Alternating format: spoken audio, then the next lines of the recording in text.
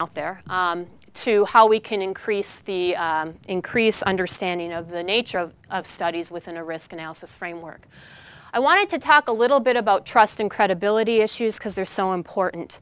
So moving into kind of a different area of my talk right now is to address this subjective risk component. We really, truly, I think, need to deliberate and engage stakeholders and publics. Recognizing that subjective and objective dimensions of risk are not that distinct, we need to still address this subjective risk component, I think, with deliberation and engagement. There's two articles talking about the blend or the overlap between subjective and objective dimensions of risk.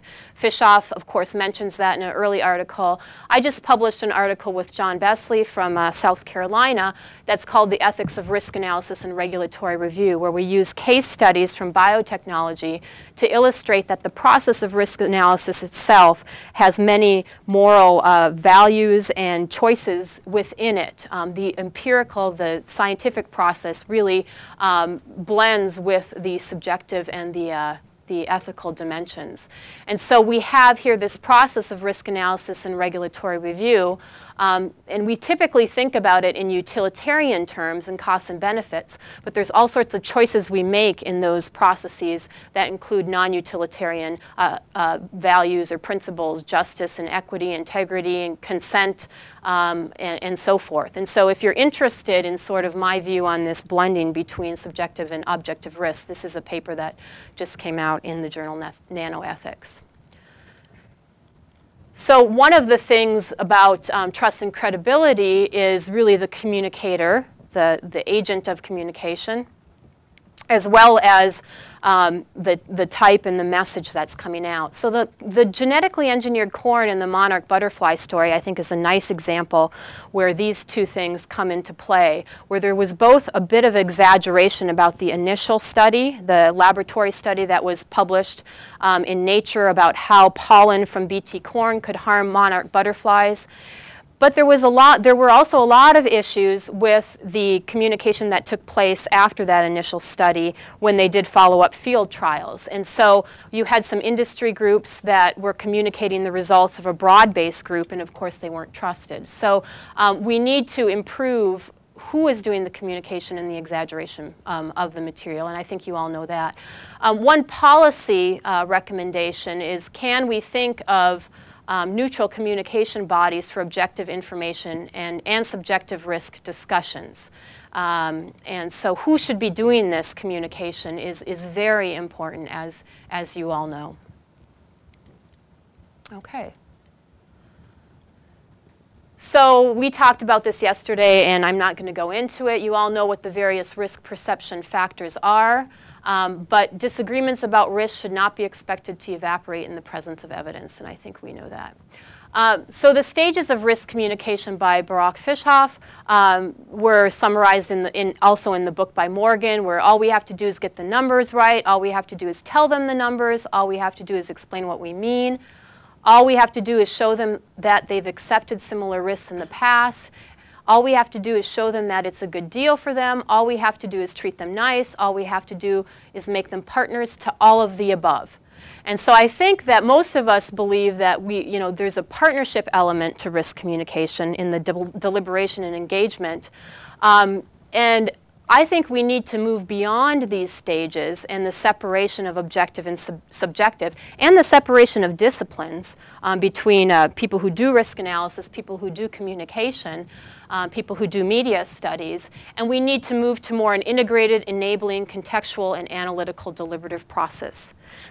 Currently, there seems to be a bit of a disconnect between the public engagement and deliberative democracy efforts and the kind of more straightforward traditional models of risk communication and where it fits into a risk analysis framework. And I think we need to bring those together if we're going to make real strides to enable people to make informed decisions. I don't know how to do that. That's why you're here. I'm just posing the question and making sure that the issue is put on the table.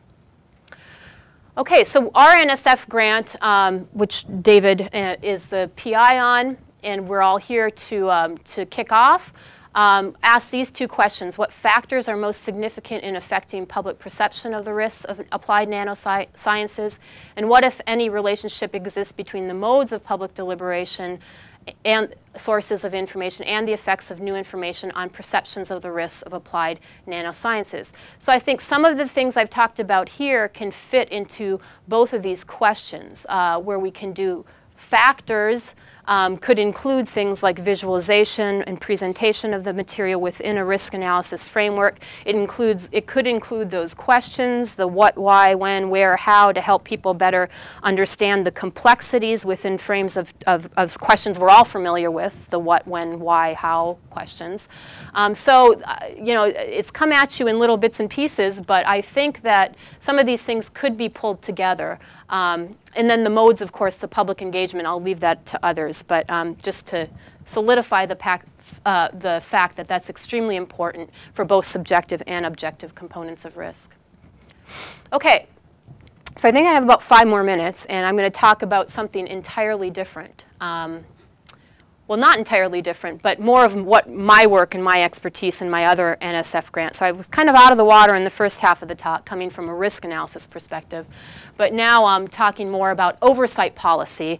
And I will try to address a bit how the two NSF grants come together at certain points when it comes to public confidence and oversight and communication about risks. They're all related. So these two are not separate grants, but they're focused on very different overarching questions.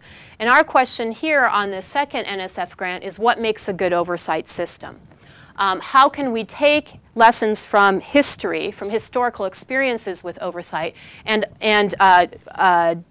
apply them to nanotechnology? So can we learn from 6 historical models of oversight and glean lessons for nanotechnology oversight? So we've taken a multi-step approach here where we've really a policy sciences or policy analysis approach, where we've developed a list of criteria by which oversight systems, these historical systems, can be judged. And we are using expert and stakeholder elicitation to evaluate these historical models based upon these criteria, but we're also doing interviews to get dimensions and more qualitative information that might reside outside of this criteria, multi-criteria based approach.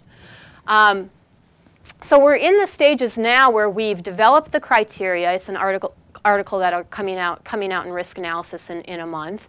And we're applying them to the historical models, and we're just finishing up the application of those criteria to the historical models, or the case studies, as we call them. And we're beginning to compare across these case studies about what's important for oversight of nanotechnology. So the 6 case studies I should mention are genetically engineered organisms in the environment, drugs, devices, chemicals in the environment, and chemicals in the workplace, and gene therapy. So we're using a blend of qualitative, quantitative, normative approaches, a very at least multidisciplinary study where we're looking at oversight from ethical, policy, legal, and risk perspectives. We're using historical literature analysis, expert and stakeholder interviews, and expert elicitation, which is the quantitative piece that I'll be talking about right now. So experts were asked to rank how these 6 case studies performed on a scale of 1 to 100, kind of a probability scale, on 28 criteria.